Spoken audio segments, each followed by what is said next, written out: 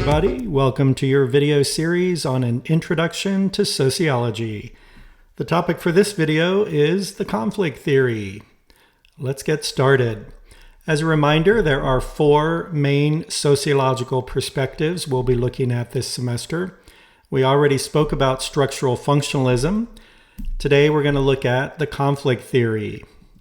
The conflict theory was the second main sociological perspective to come out of sociology. It was developed by Karl Marx. He's considered an important figure in sociology for his development of the conflict theory, although he remains controversial in the United States due to his connection to communism, but that's a whole separate issue from his theory on how people interact with each other based on their group affiliation and their competition for power. If you're a Game of Thrones fan, the conflict theory applies to this show in terms of looking at the different groups of people competing constantly with each other for power and resources. So what is the conflict theory? The conflict theorists see society as a battleground of groups of people competing for power and resources being things like money, land, food, oil, those kinds of things. And the questions we want to answer or ask with this theory, all four theories have a set of questions that we're looking to address.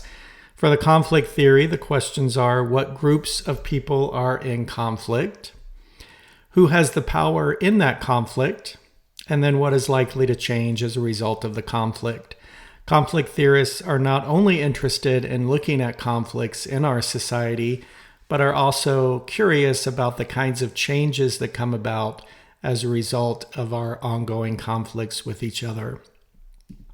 So in keeping with our theme of the issue of family, in the structural functionalist video, we looked at family from a structural functionalist perspective, trying to identify functions and purposes to family.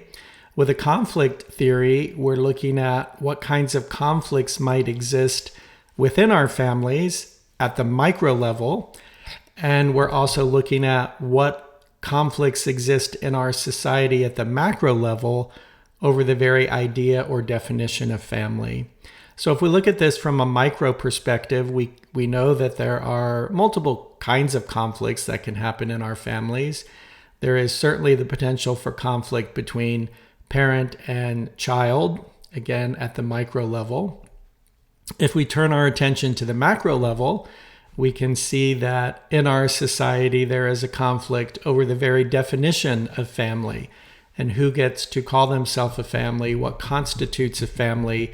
So, for example, we have a conflict between folks who look at family from a more traditional perspective, man and woman who are married with biological kids, versus a more non-traditional perspective that can include same-sex parents and their kids, single parents, blended families, for example. All those kinds of families also exist in our society as well.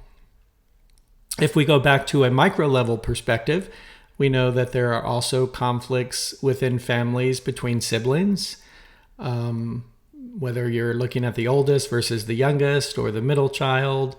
However those family structures are made, there can often be conflicts between the children themselves.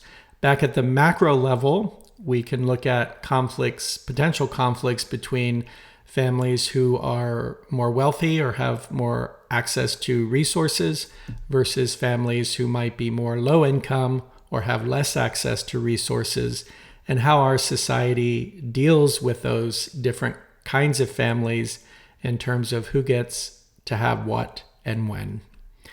So the conflict theory, again, sees society as a battleground of groups of people competing for power and resources.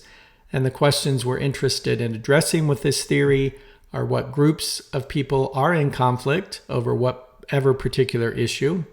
Who has the power at any particular time in that conflict? Which group has more power than the other groups? And then what is likely to change or is changing or has changed as a result of this conflict? That's going to do it for now. Thanks for checking in. Never stop learning, and remember, sociology is everywhere.